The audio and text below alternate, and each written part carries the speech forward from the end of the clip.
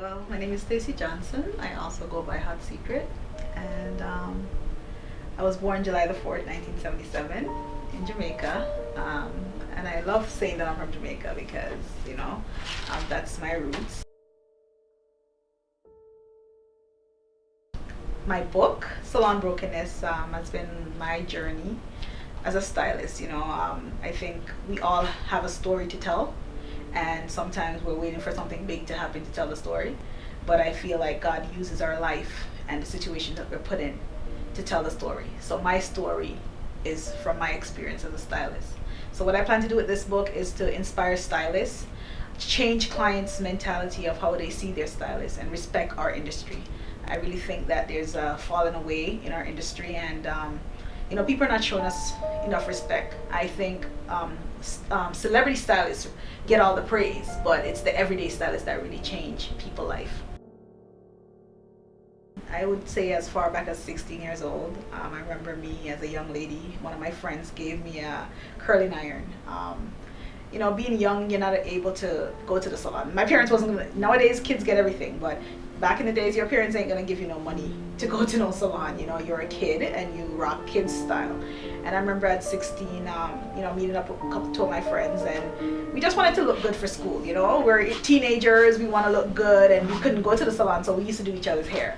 And I remember her blessing me with an iron, and I would say go way back to school. I used to bring this iron to school on my lunch break and do people's hair when we were gonna have a school party or something. So I would say from I was 16, I have actually known that hairstyle is what I wanted to do, and I evolved over the years. I finished school and I went to hairdressing. Topaz Academy was a black academy for black stylists. I wanted to do black hair. I knew right away, but a school is school. They teach you everything, but because it was black, I feel like I would grab the knowledge of black hair.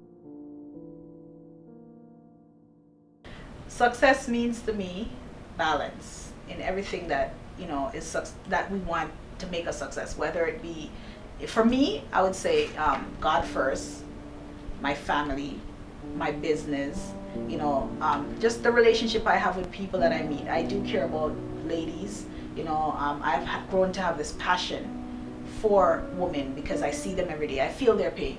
I feel their struggles. I wish I could do more sometimes, but I know that in life sometimes you have to be an example, and some people will take it, some people won't, but for now that's my focus, to share my success with the people I meet, have a balance in everything, work, family life, my church life, and just continue to be on my purpose. After 2 years, I really had this thing in my head that I wanted to go back to Jamaica, and I was young and I used to go to Jamaica a lot. I wanted to go back to Jamaica, but God had other plans, and I kind of left that salon and I did it at home, and I remember battling with God and saying, what, I'm not gonna be able to pay my rent doing here at home, so I started a part-time job, but it became overwhelming. I couldn't manage the two, and I again went to God and I said, God, you know what, you need to, if you want me to do hair, you need to provide for me and send me enough clients. And when I said that to him, he kind of just worked it out. I got really busy to the point where I just didn't want to be in my apartment anymore.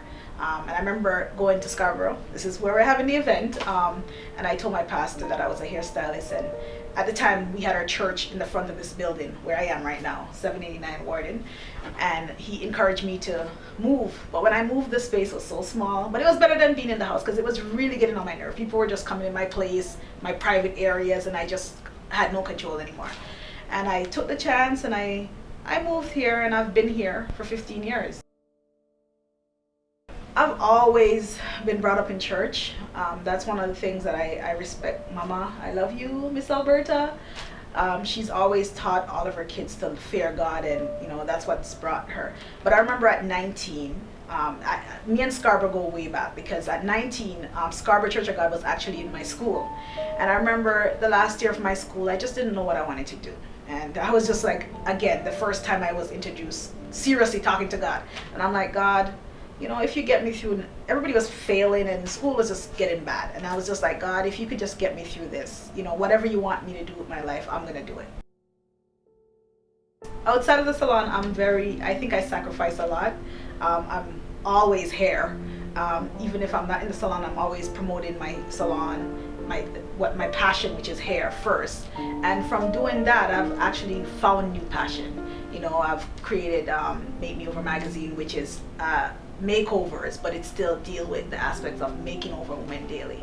I've also evolved and I've done elite events, which is related to the salon again, because I didn't think there was something in Toronto showcasing women, and when they leave the salon, what are they doing with these hairstyles? You know, women pay lots of money on hair and they give a lot of time to the stylist, but I wanted to spotlight, you know, where these young ladies, after I've done their hair, were going, and you know, how did they the package look, you know, not just the hair, but how did they put the makeup, what style, how did they rock the style I gave them.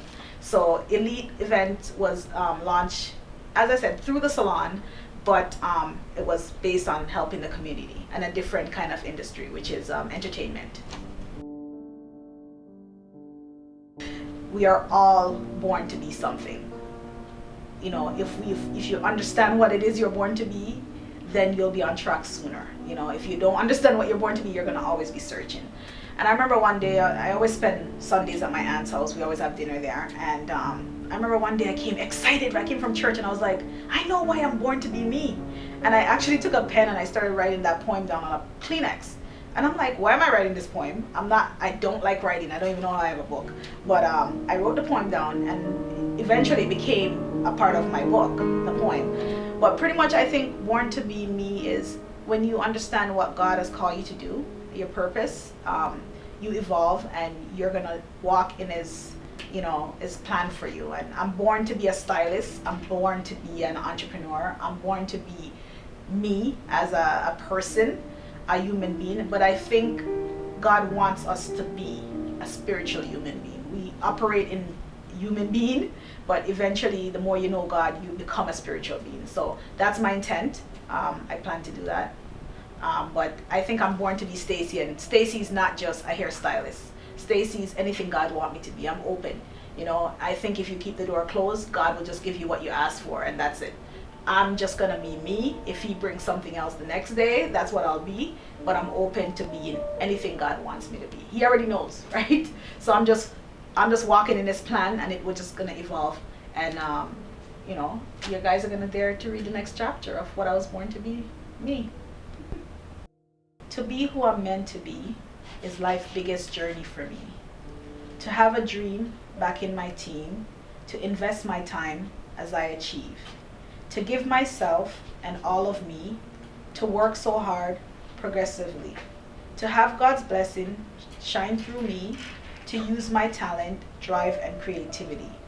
To beautify young ladies who come to me is the reason I strive successfully. To be great is what we were all created to be.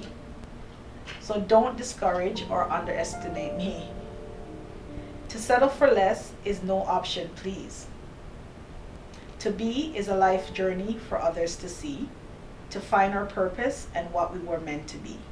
To give up before I see what I can be is not what my Creator expects from me. To press is my plan to be, until you read the last chapter of how I was born to be me. Stacey had Secret Johnson.